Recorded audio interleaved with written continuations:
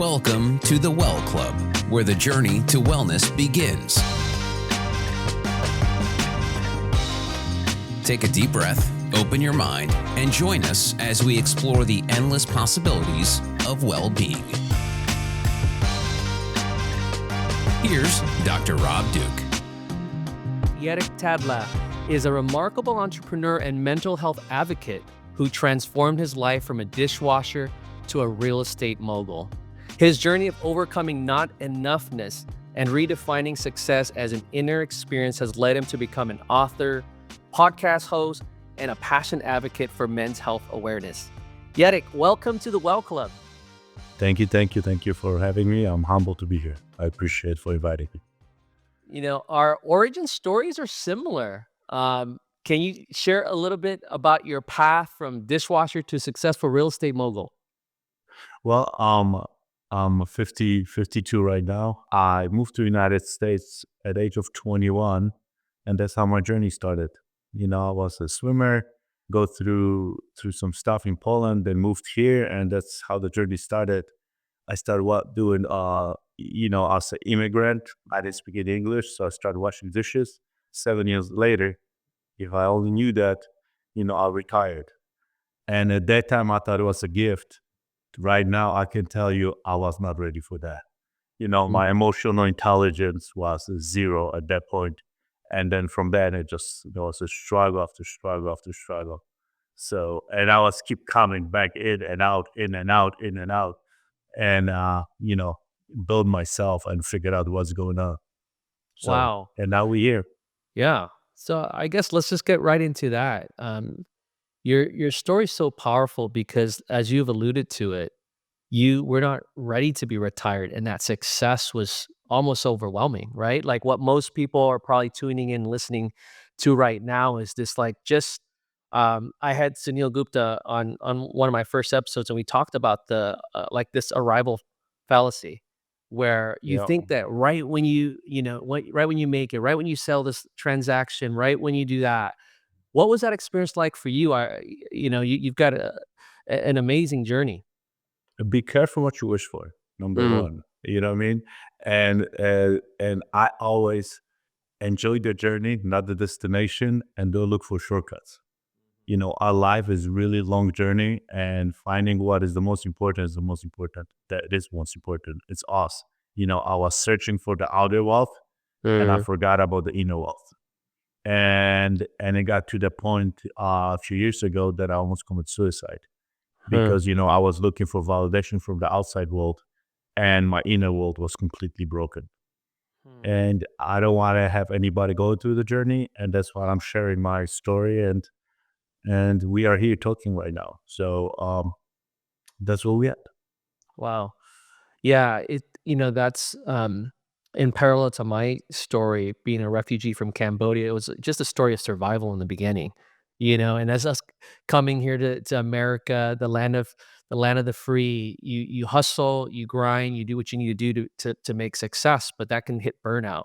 Was that like, how did you get into real estate? What was that journey like for you in reaching the heights of real estate mogul? What happened was when I moved here, it's like like being immigrant, it's the best country ever. And when I moved here from Poland, suddenly, when I arrived, like I saw the wealth, and I was overwhelmed. And I just want to get like everything, go to the store, get all the bananas, get all the oranges, all this stuff that I wasn't used to it. And it was just unbelievable easy. And because of the work ethics, I went to the school. I was in a school. I was working the restaurants, and I was also fixing cars. And I was like a $5,000 car. I flipped the car and make $1,000. So I was like, wow, if I do this on $50,000 real estate, I'll make 10 grand. If I do this on $500,000 real estate, I'll make 100,000. So the story, the plant, the seed was planted until there was one conversation I have with my at that time was my girlfriend family, and they said, hey, by the way, we live in one of the units and we rent the other three, and the three rents the, pay for the rent. And I'm like, got it. But Dr. Doug, I had no idea that that's my journey. I thought I'm gonna buy one fourplex and this is over. One fourplex turn to second, the second turned to third, then the third, turned to 10 units, 12 units, 17 units. Then that turned to, 70 units, then 100 units, 200 units, 1,000 units, 2,000. And just the journey just, Right. and it never stopped. You know what I mean? So it was like, Yeah. it was like a drug. You Yep. know what I mean? And what happened is because, I found all the answers, I was thinking outside the box, and I got all the right people, the mentoring, and just being going constantly to the seminars, the growth was going. But at Mm, some point I just realized, okay, that's enough. We don't need this anymore. that's so good. But I came out of retirement. I was like, okay, how to do this anymore? And then I go travel. No, I go back. No, I need something else. Then Yeah. I go to Ironman. Then I need something else. You know what I mean? Yeah. So, when you're in that cycle of success and you're rinsing and repeating your process, right? It sounds like you really found a way to scale your real estate empire. You're in the mindset of performing. You're an Ironman. You're a swimmer, so you're in the mindset of performing. When did you finally hit like rock bottom, and even contemplated suicide? Was that after you retired that you hit that, or was it during the height of your success?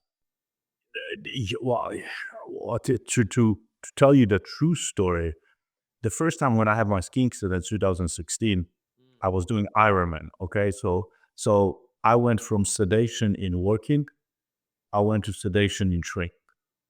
So Uh-huh. I was just escaping reality. You know what I mean? Yeah. Just something more and more and more. That's why I Yeah. wrote my book, Not Enoughness. It was never enough for me. You were chasing after that adrenaline, that dopamine kick. You know, actually, no. Well, you know what I was chasing? I was chasing from something outside to validate the world that I'm worthy, that I'm enough, that I can prove my points. Like, okay, there's, after buying 100, 200, 300, 500,000 units, there was no more to prove. So I have to find another source to get the validation. Instead of looking deep in, I was looking for the journey for the outside. And then I have a ski accident. I was 44 years old. And that was the first time I realized I went through life completely lucky. You know what I mean? I have no any struggle, no any hardship, no any at that time. I didn't realize wounds, trauma. Suddenly I had a ski accident. I was 6 months in hospital, 13 surgeries. I almost, lost my leg. I broke like bones in my legs, like in my hand, everywhere. And I'm like, this time I don't know how to do. I don't know how to deal with that. And I'm like, I'm not gonna be good enough father. I can't be run anymore. I cannot do Ironman anymore.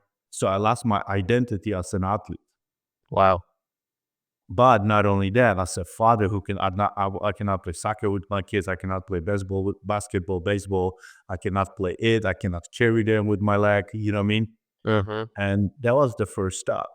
But because I was so overwhelmed with recovery, the kind of cover again, I sedated with physical therapy and getting back to normal, and the feelings of emptiness kind of went away. Yeah. A few years later, I went through divorce. So there was another, you lose identity as a husband, Mhm. and Mhm. then also as a father, because either you lose the kids for 50%. Yeah. But I thought it's like God gave me the accident to kind of prepare for that. So I was kind emotionally already ready. Yeah. I was still a toddler because going through life, I have no emotional intelligence, just the grit and the drive and looking what is the most important. Right. You forget what is really important, because what important is the connection with yourself, connection with people, the relationship. But I was always on a go, go, go. I got other goals. You Yeah. know what I mean? And then any validation I could get, yeah, when you get on the top of the mountain, there's like rich people, the Bugatti's got 2 seats, blah, blah, blah. You know what I mean? I was like, I'm on it. I'm on it. And went through this. And finally, I just realized, I need to do the work. And I was doing a lot of work, a lot of meditation. I got back my connection with God. My faith come back. My body got fit again. I started doing Ironman again. This time not race. This time not racing the Ironman because I couldn't run 26 more miles. I could walk. So I'm good.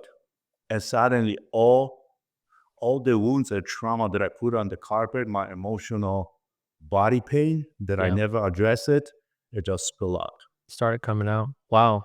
Yeah, and I have zero reason. I'm not sedating with work, with workouts, with any drug or alcohol. I got bagged in shape. I'm financially healthy. I'm physically healthy. I'm mentally healthy. I got connection with God, a relationship with kids, with everybody else. I found the love of my life, and I'm broken.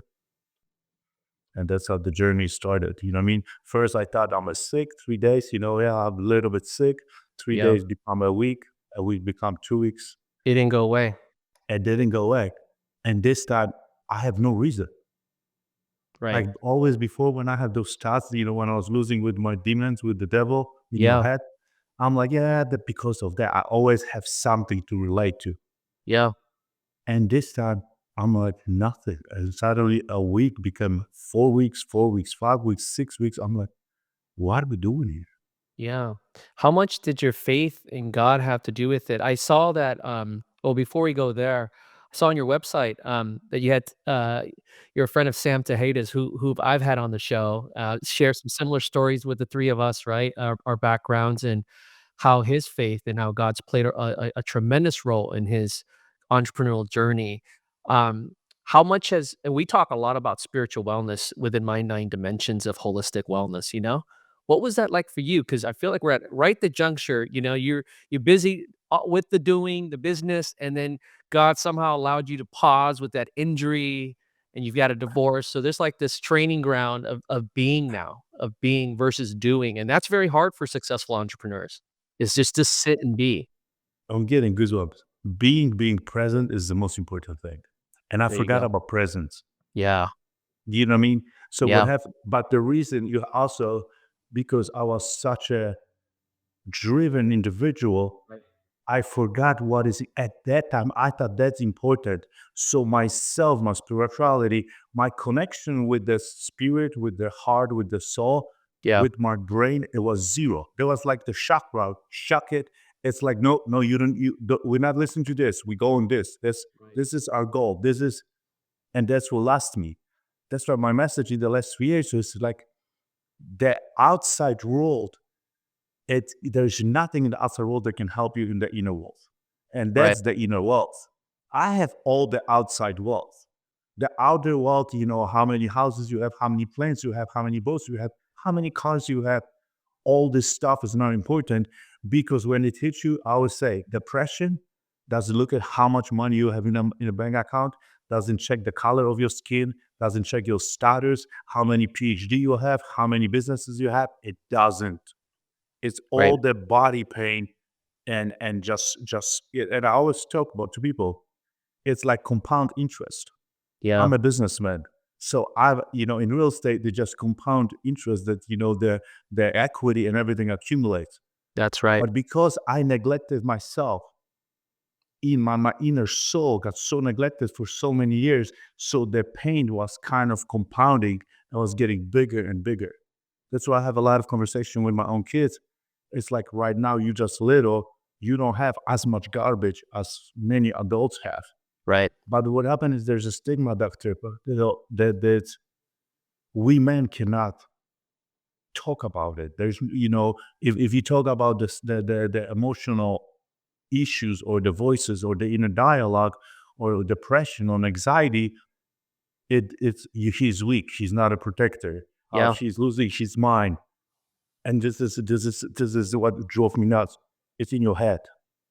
uh-huh, I'm living it. It's not in my head. I was losing connection with reality because I was losing connection with my soul. wow. You know, This and this is such an important topic, especially in men's health. yeah, I'm a trained psychologist, and I was doing the same thing. You shut off the what you think is a luxury to meditate, to pause, to be present, You don't have that luxury when you're going so fast. And like you, I was, scaling my business and my clinics, nationwide, 15 states at one point, thousands of employees. And then you feel this weight that if you were to settle down or slow down and just listen to the inner self, it's, I don't know, like a luxury that I didn't have at the time. And that's so far from the truth because that's where you gain your inner strength, right? Where your inner peace to be at your best, which is what you're talking about. And I think it needs to be spoken about in men's health, this like emotional intelligence. And you know what, Eric, I didn't have the words. As a trained psychologist, I didn't have the words because anger could be communicated in so many ways. It could be disappointment, right? It's not just anger. And so that's what we're doing at the Well Club, Eric, is we're trying to get people within 30 seconds, right when you wake up, you take a quick quiz and you know exactly one of the 73 moods or emotions that you're in and what to do with that. And you mentioned meditation is a guided reflection to, within 2 minutes, get your mind, your heart, yourself right before you move on within the day. It's a daily check, is what we call it. And it sounds like you have been on that journey, right? So, what are some of your practices, Eric, to get yourself in that place? Brother, you connected with me right now. It's funny. The only words I knew, Yeah. it's angry or happy. Yeah, that's right. When I woke up finally spiritually and it's like, emotionally, Mhm. I I bought exactly like all these words that like the circle explain the feelings, emotions. I'm like, what? Yeah. What is this stuff? Like it's remember I'm from the Eastern Bloc, so this was not allowed. You either like you always put the poker face, you know Yeah. what I mean? And then becomes your identity. Oh, I know. It's completely like you said. And when I start reading, and I really have to have somebody else like, hey, can you explain this to me? Yeah. That's what it means. It's like, like a little kid. Mhm. And I'm grown as man. Right. That's right. And how can I tell these people? But the understanding is that if you chase the outside world, Mhm. the outer world, and you forget about the Mhm. inner world, when they start spreading at this time, the more you chase, the quicker you're gonna break. So good. Yeah. The distance is so far apart between the inner world and the outer world. And that's what happened is that's where we break. That's why we have 720,000 suicide every year. Yeah. That's why every one of 10 deaths are suicide. We have depression, we have anxiety, we have Mhm. all those sickness, all this stuff. A lot of sicknesses I know, and I don't want to be hateful that a lot of sicknesses comes to the stuff we put into our body, but it's a lot of sickness also comes because of the pain, the emotional pain we carry for so many years. That's right. Because Yeah. it eats us like it really ate me from the inside. Mhm. Like I constantly felt the pain and I couldn't describe it. That's right. It was just so empty because I just no. He what happened? I have a bigger deal. Daddy, or somebody, hey, can you do this for me? Can you do I have this problem. This is not a problem. I have $100 million problem. This is a That's right. problem. You know what I Yeah. mean? And I was mitigating not only everybody, not only the loved ones, myself. Mhm. I was always the last one. That's right. And now, oh, it's a different story. Yeah. I don't know why as you're sharing that story, it kinda reminded me this story where I had to play lifeguard, one summer. I mean, and the first thing they tell you is that you gotta take care of yourself so you can take care of others, and then you being quiet and being able to, like, care for the inner wealth. Now, everyone who's hearing might say, "Look, it's, how do you balance that, though? As you're building wealth and you're building security for yourself, how do you practice that daily for yourself now, Yerrick, now that you know how important this inner wealth is? Do you meditate? Do you pray? What's like what are the practices that are things that people could walk away with? You know, to me, it's funny. I really thought I got it. So before I even open my eyes, when I pray, I apologize to God. I'm sorry. I thought that I got this. I don't need you. That I got a control of my life. And the apology is going for years right now. And that's my prayers. So I'll start my prayers. But I think the biggest routine I do meditate, I do cold plunge, I do pray, I do workout, I do all the stuff. But the biggest routine is I look it in the mirror every day and I just like literally look it in my eyes. It's like, I love you, dude. I'm sorry I neglect you for so long. I'm gonna Wow. take care of you today. I will not put any bad stuff in you. I will not put any alcohol. I will not put any drugs in you. I would not do anything, processed food, like all this stuff. Like, and I will talk to you nicely. Wow. I will not like the inner dialogue because I really talk to myself horrible. Like Mm, if you ever heard me the way I talk to myself, you will be like, Jesus, I don't want to be around this guy. You know what I mean? And I'm gonna speak to you nicely. I'm gonna put a positivity. I'm gonna put love and believe it that you are worthy. You are love. And I just it's a daily affirmation that literally take a minute. If you go look at inside your eyes and you go deep and you really like, hey, I did this, it's like it's it speaks to your soul. And the reason why I come up with that, because when I was really going through depression, when I was even shaving, I mhm, didn't even look in the mirror. I didn't mhm. know how I look. I was so ashamed of myself. And now I just look at it and the way, like, even when I take the stuff like with let's say with drugs or alcohol or really bad food, fried food, like a fast food, it's like I always say, it's like I would not put this to my kids, but yet I was putting all this stuff to myself. Right. You know what I mean? But I would not give it to my own kids. But then we give it, oh, I'm adult. I know how to deal with that. And then we're feeding ourselves. You know what I mean? Yeah. Because there was also a period of my time when I lost, I also started drinking. Right. But what happened is when I was sedating with the workouts or working, Mhm. by the rules of society, Jarek was bravo, bravo. Yeah. He got successes. Suddenly I'm sedating with something bad. Yeah. Suddenly, thank God I had a good circle, right? Suddenly, like, Jarek, we need an intervention. Sit down, Jarek. I think you're drinking too much. Yeah. I've been hiding my entire life. And because I was hiding in the good stuff, nobody noticed that. Right. Yeah, you're into the performance. The world needs to hear so much, especially, people in entrepreneurship or, in leadership, and they're dealing with a lot of stress, which, it's the number one killer, the number one silent killer, you know what I mean? Like, it does no good for cancer, it does no good for heart attacks, it only exacerbates it, right? So, I love what you're doing here as a ritual, within your routine to talk to yourself.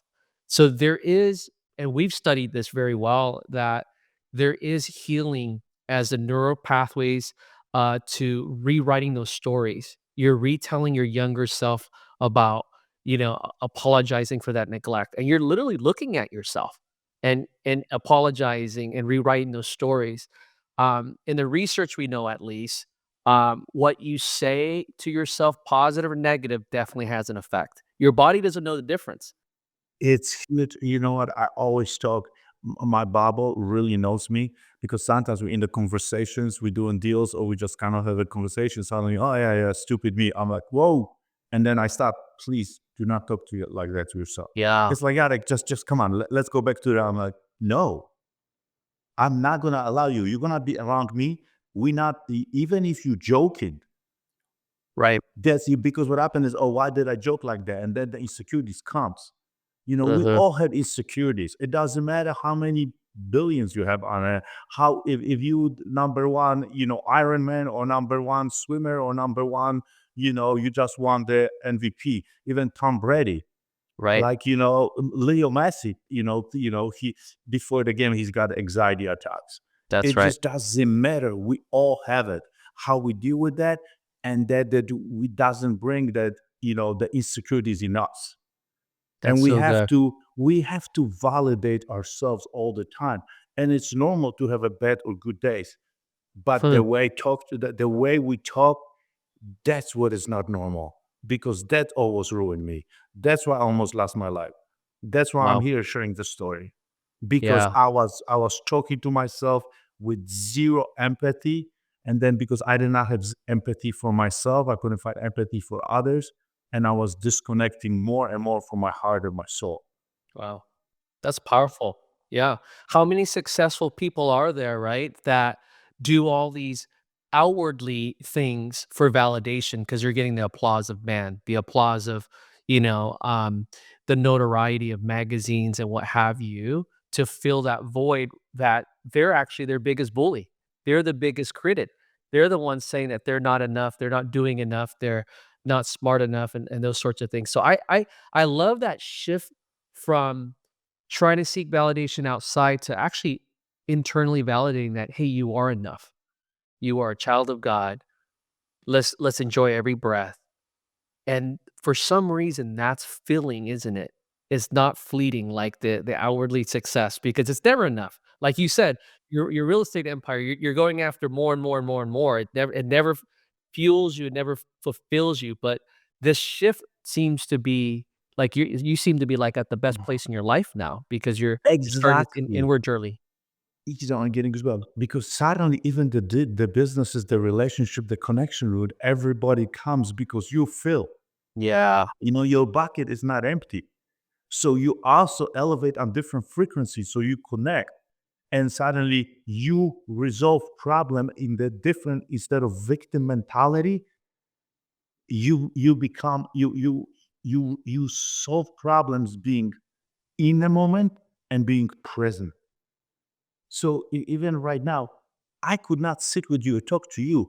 I would now think, okay, I gotta pick up the kids. I have to this your clothes. I have to work on this. I would not be in it. Right. My world is disconnected right now. I'm in it. Right here. I'm with you, and nothing else matters because we can only change. We make only the decision at the present moment.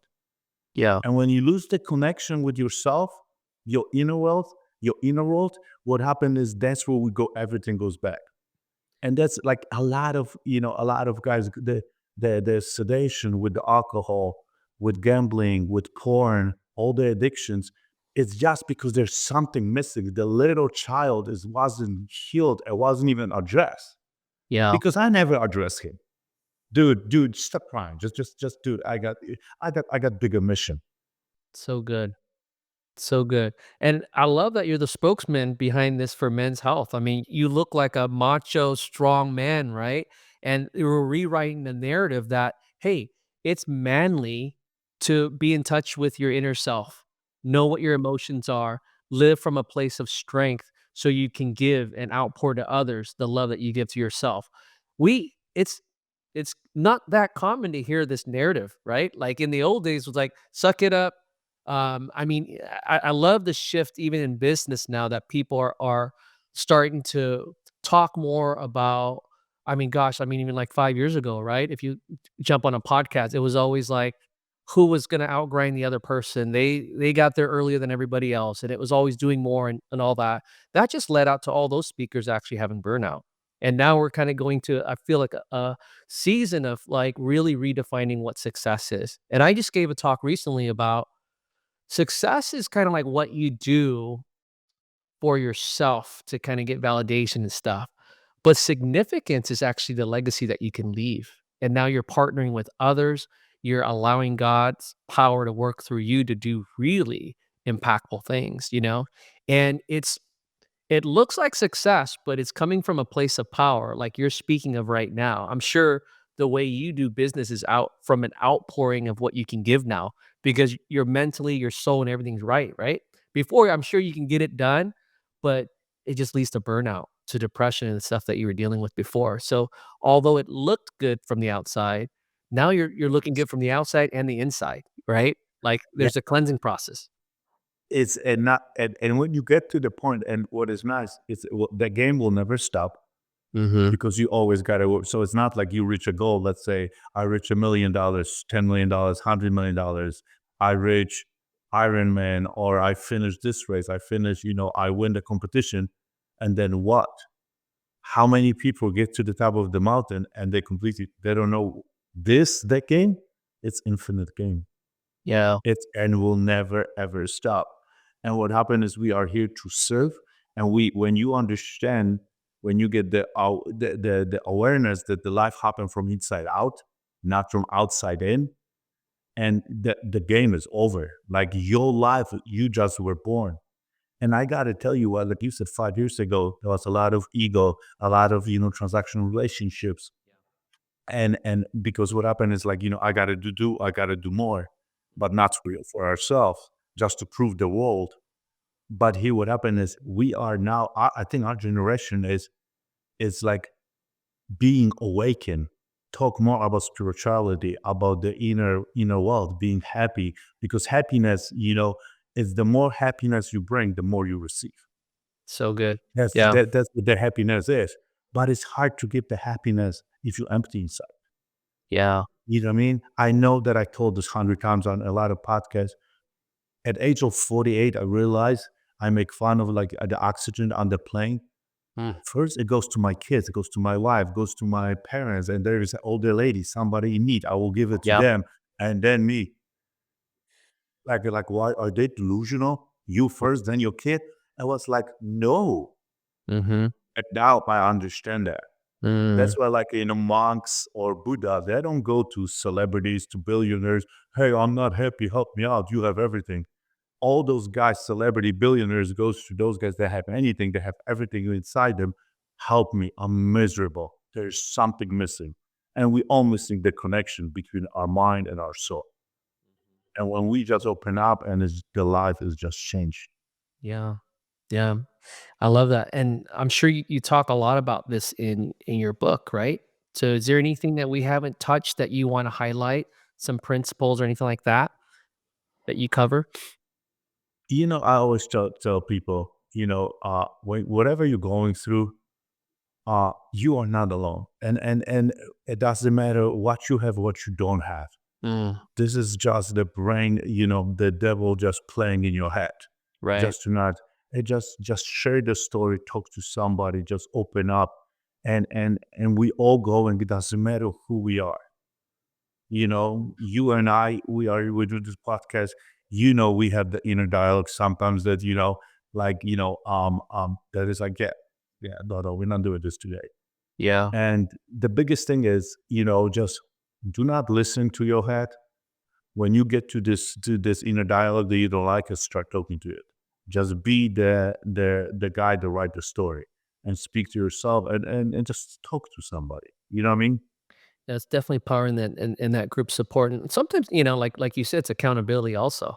When a fella comes alongside and says, "You're, maybe you've been drinking too much this week or whatever," right? Like you kind of need some of that accountability to kind of it's tough. You don't have to do it alone. Where where are you now and what are you working on? Where are you headed? What's like what does the world look like in through your lens and your vision now, you know? I there's 8 billion people, on this world. We cannot make everybody happy, but it just we gotta bring the awareness to the emotional challenges, mental health. It does exist. Yeah. You know what I mean? Because I think our health, everything is connected. Our physical health, our mental health, our financial health, our emotional health, the spiritual health, our connection, relationships, like everything is connected. Mhm. And it just I just want to just share the message. Don't and especially I know, like, out of the 720,000 suicide a year, 545,000 are men. But it just don't be ashamed. Don't You are worthy. You are loved. You are enough. You know what I mean? Just it's sometimes it's hard to break it, and it just go out there and tell the story. For me, the biggest thing was, even if I try to tell somebody, like, listen, I don't like my voices, like, I don't like how I speak to myself, I don't like what I'm at right now. A lot of people are like, what are you complaining about? Mhm. You know what I mean? And truly, and what was triggered for me, it's in your head. Oh, Yeah. dude, like, you know what I mean? Okay, so I gotta change the bubble. I gotta change people. I Right. gotta change my surroundings. You know what I mean? It's sometimes you cannot get better if you in the same environment, in the same Right. you talk to the same people. And I know not everybody have the money to go to the therapy, But I really was going to therapy to get there completely. Like I could say something and I wouldn't be judged, Yeah, and that it's not gonna be bring back to my Bible, to my family, to my work, to my that's cycle, right. I'm negotiating high deals. Like I don't want anybody that I have issues. Do you know Yeah. what I mean? Yeah, It brother. was Now it you're was giving me hard. goosebumps. Yeah, you're giving me Yeah. goosebumps. We talk about that. I mean, you talk about holistic wellness, but that's we call that environmental wellness. Being Yeah. intentional about your environment, who you're investing time into, and how you're structuring your environment has a lot of implications with where you're headed and being really intentional with that. I love that so much. Eric, as we kind of start to wrap up here, what's the best place or way for people to get in touch with you and the work that you're doing?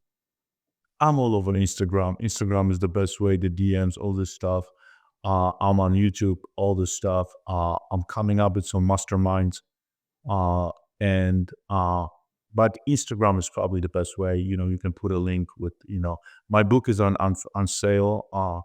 This is my book, Not Enoughness, The Gift and the Curse. It's on sale on Amazon. So you can get the book very easy. It's a true story. I go very deep. I get very vulnerable. Because it's like the whole world thought that I have everything, yet I did not have what is the most important. And we can relate with any other people, and just also just reach out to people. Like, there's something going on. Just reach out to people and don't judge. You know what I mean? It's because sometimes when somebody's going through something, it doesn't mean that we have an answer. We have to find the answers ourselves. You know what I mean? I'm stubborn. I'm very stubborn. I'm a Taurus. Mhm. Nobody could talk me out of it. You know what I mean? Yeah. Yeah. I I need myself, and and I need people to hold space for me. Right. I love that. You know what I mean? It's just it's a process. It's healing or understanding, and like I always said, it's our brain is very powerful thing, and it's connected with your soul, with your body. You want, but it's a fitness, like going to the gym. That's right. I will never stop. Like you and I, our conscious level, our awareness level is a lot higher.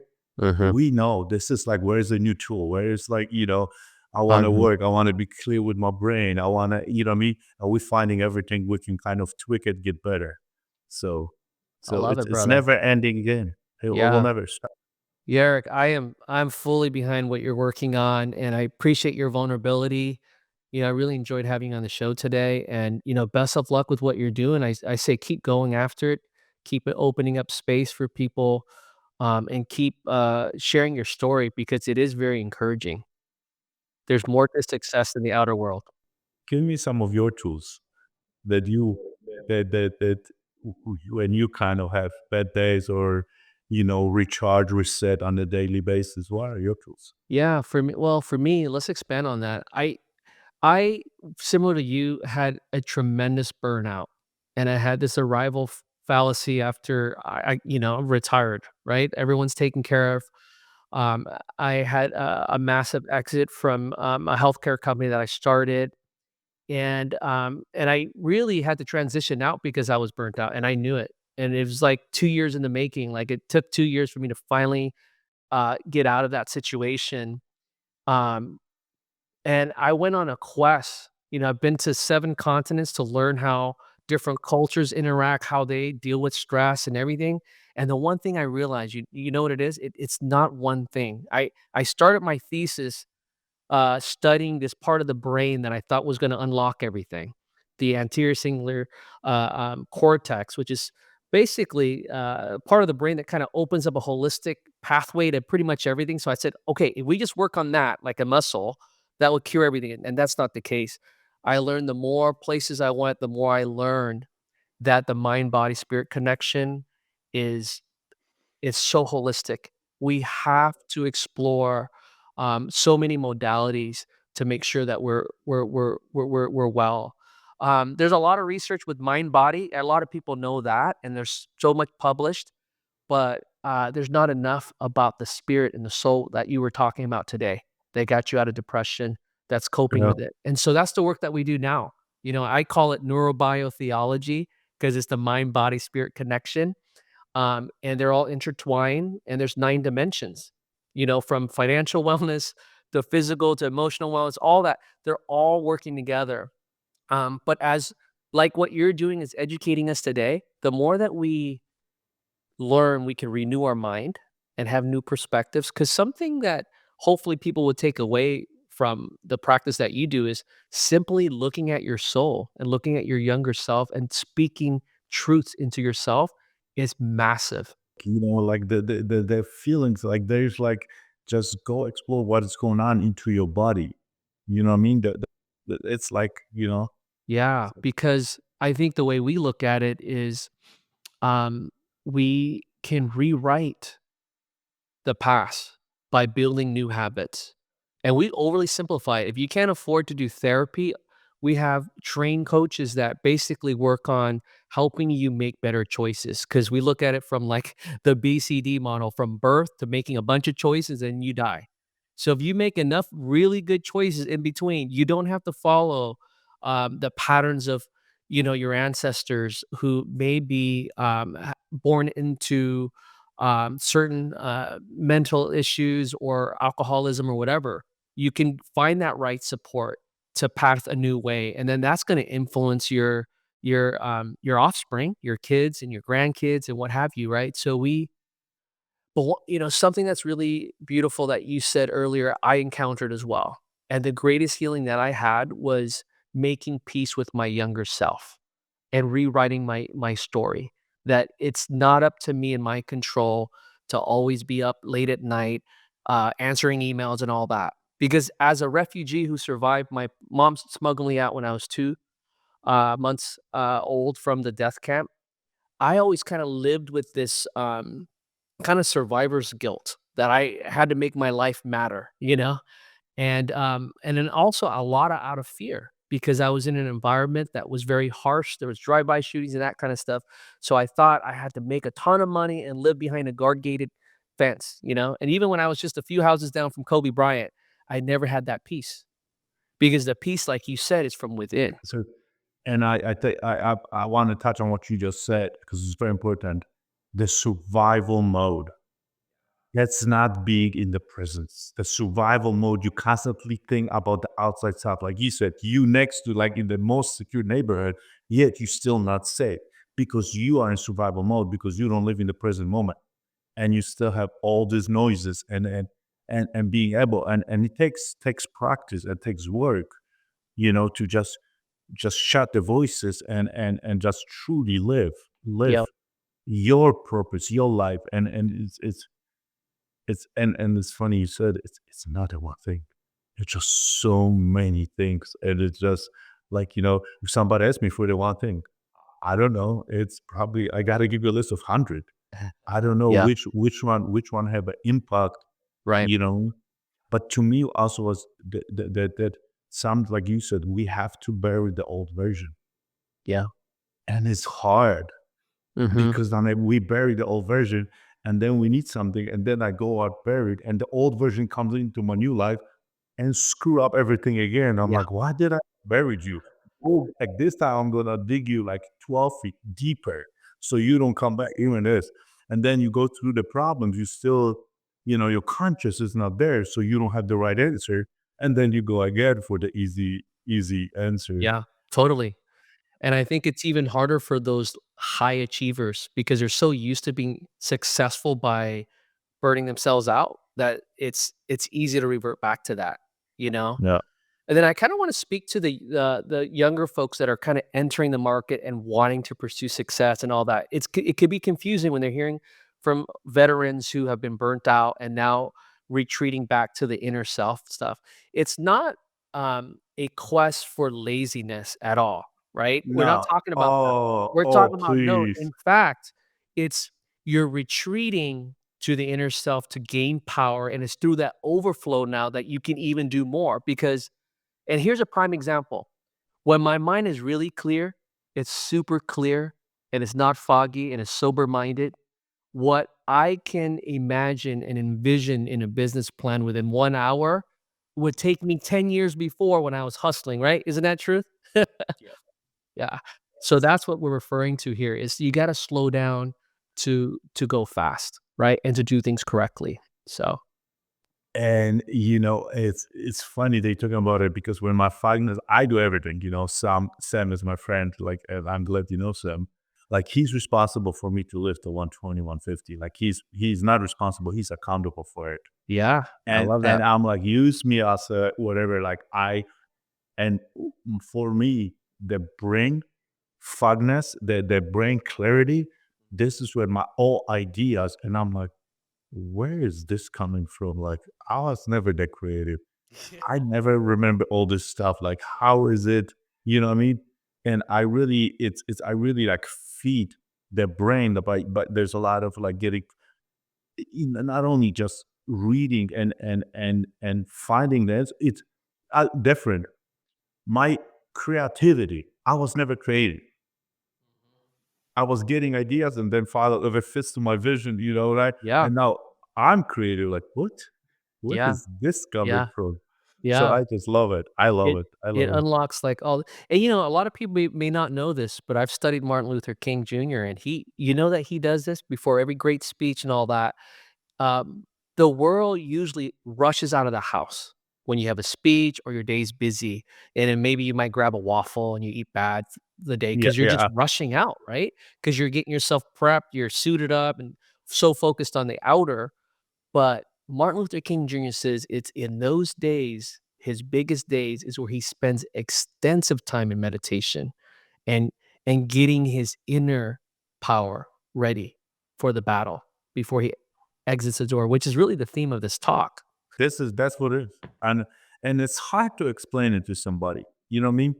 But sometimes, like, if you don't get it, will come time in life that you get it.